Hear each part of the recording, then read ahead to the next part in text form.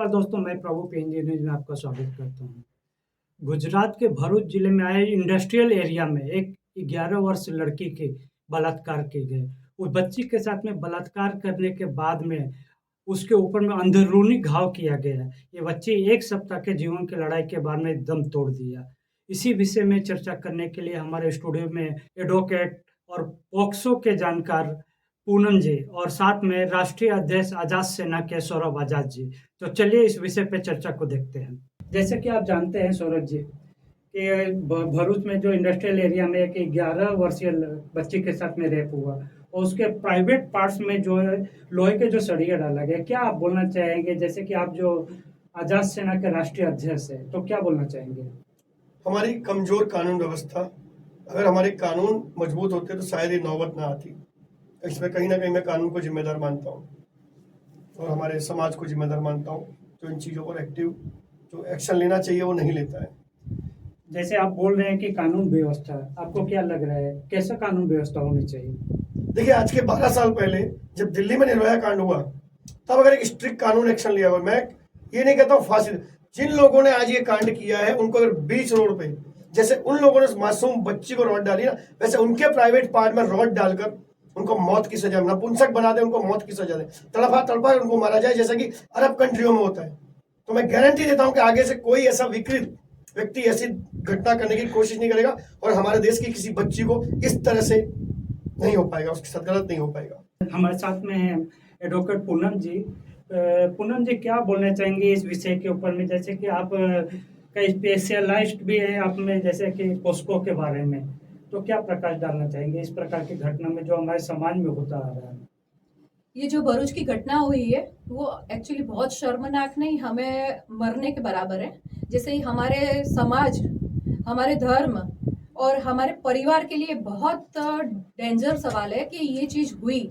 और खास करके मुझे ये पता चला कि 1 महीने पहले भी ये बेटी के साथ सेम यही दुष्ट इंसान ने रेप किया था, लेकिन उस लड़की के माँ बाप चुप रहे। क्यों? समाज के डर से। कौन सा समाज, कैसा समाज? मैं बस यही सवाल करूंगी कि जब आपको तकलीफ आती है, आज बेटी आपने खो दी, तब कौन सा समाज आपके आगे आया और वही समाज से आप अपनी बेटी मांगिए? नहीं पॉसिबल। लेकिन मैं आपको एक ही चीज बोलना चाहूंगी कि जब भी ऐसा कुछ होता है, जब आपकी बेटी के साथ घटना तो दूर की बात है, अगर छेड़ती भी होती है तो आप कानूनी कार्यवाही करिए, क्योंकि पहले थोड़ा नरम सिस्टम था हमारे कानून में, लेकिन अभी फास्ट ट्रैक पे चल रहा है। जैसे कि आपको मैं बताऊं तो 2012 में हमने, हमारे जो कानून व्यवस्था है उन्होंने POCSO, prevention of children from sexual offence करके एक एक्ट बाहर किया, जिसमें वो एक्ट के दरमियान छोटी बच्ची, जैसे कि 18 साल के अंडर के बच्चे, सिर्फ बच्ची नहीं, बच्चे उसमें लड़की लड़के सब आ गए, कि उसके साथ में अगर सेक्सुअल अब्यूजमेंट या फिर उनके साथ में कोई भी सेक्सुअल टच है या रेप है या ऐसा कुछ भी किया जाता है तो उसके लिए कड़ी से कड़ी सजा दी जाती है, जिसमें अंडर सेक्शन 4 और अंडर सेक्शन 6, 4 में 10 साल की सजा और जबकि अंडर सेक्शन 6 में 20 साल की सजा या तो आजीवन कारावास या तो सजाए मौत भी हो सकती है। और एक बात मैं आप सब माता पिता को बताना चाहूंगी, खास करके जो बेटी के माता पिता है,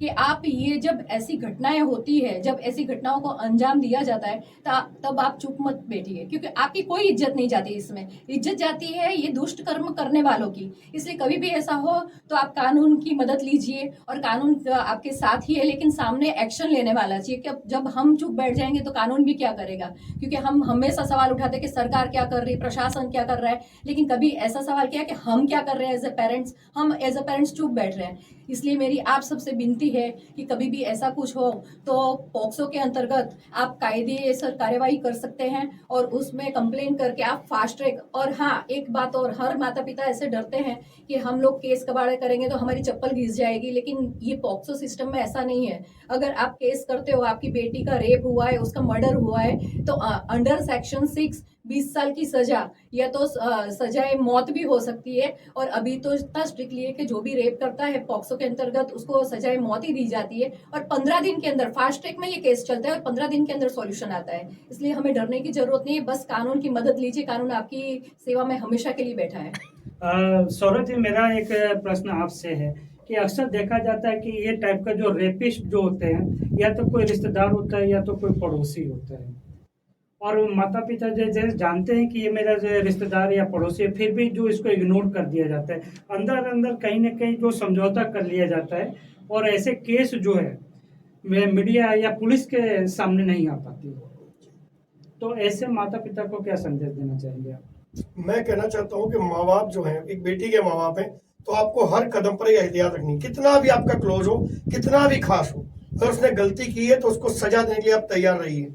मैं पूरे देश से गुजारिश करता हूँ कि अगर आपकी बेटी की तरफ कोई उंगली उठाता है ना, भाई उसका हाथ काट दो, मौका मत दो। एक बार आप ऐसा करोगे ना, जिंदगी में कोई दूसरा दरिद्र आदमी, कोई ऐसा मानसिक विकृति वाला आदमी हिम्मत नहीं करेगा आपकी बेटी पर हाथ डालने की।